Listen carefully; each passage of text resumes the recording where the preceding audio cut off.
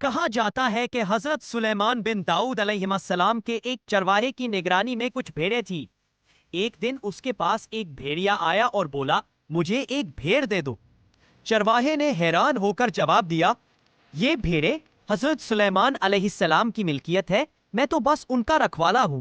بھیڑیا بولا، تو جا کر حضرت سلیمان سے پوچھ لو کہ کیا وہ مجھے ایک بھیڑ دینے کی اجازت دیتے ہیں۔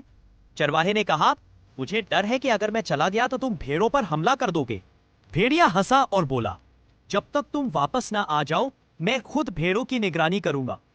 اللہ نہ کرے کہ میں خیانت کروں، لیکن اگر میں نے خیانت کی تو میں آخری امت تا قرب قیامت والا ایک آدمی بن جاؤں۔ یعنی اپنے آپ کو بد دعا دی کہ ہم یعنی موجودہ مسلمانوں کی طرح ہو جاؤں، جو کہ افسوسناک ہے۔ یہ سن کر چرواہا روانہ ہو گیا۔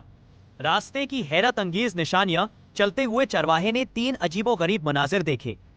پہلی نشانی، اس نے ایک گائے کو اپنی ہی بچی کا دودھ پیتے دیکھا۔ حیران ہو کر اس نے سوچا، سبحان اللہ، اس کا کیا مطلب نکالے ہے۔ دوسری نشانی، آگے بڑھا تو ایسے لوگ دیکھے جو بوسیدہ کپڑے پہنے ہوئے تھے، مگر ان کے ہاتھوں میں سونے کی تھیلیاں بھری بڑی تھی۔ چرواہے نے سوچا، یہ بھی بڑی عجیب بات ہے، ان کے پاس سونا ہے مگر یہ پھر بھی فقیر نظر آ رہے ہیں۔ تیسری نشانی، کچھ اور آگے بڑھا تو ایک بہتا ہوا چشمہ نظر آیا۔ پیاس کی شدت میں جیسے ہی قریب پہنچا تو بدبو نے اسے روک دیا۔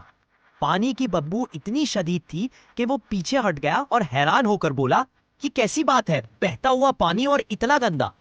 حضرت سلیمان علیہ السلام کی حکمت بھری وضاحت۔ آخر وہ حضرت سلیمان علیہ السلام کے پاس پہنچا اور بھیڑیے کی درخواست بیان کی۔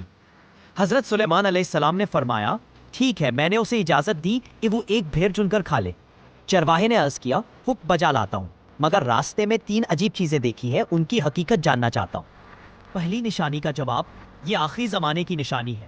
مائیں اپنی بیٹیوں کو فتنہ میں مبتلا کریں گی تاکہ خود فائدہ حاصل کر سکے۔ دوسری نشانی کا جواب، یہ لوگ ڈاکو اور چور ہیں، جو مال حرام سے آتا ہے اس میں برکت ختم ہو جاتی ہے۔ آخری زمانے میں حرام کمائی عام ہو جائے گی، قناعت ختم ہو جائے گی اور برکت اٹھا لی جائے گی۔ تیسری نشانی کا جواب، یہ بھی آخری زمانے کے نام نہاد دیندار ہے۔ دور سے دیکھو تو ان کا لباس دینداری کا ہوگا، مگر جب قریب جاؤ گے تاکہ کچھ سیکھ سکو تو پاؤ گے کہ وہ دنیا اور خواہشات میں ڈوبے ہوئے ہے۔ یہ سن کر چرواہے نے تڑپ کر کہا، میں زمانے کے فتنے سے اللہ کی پناہ مانگتا ہوں۔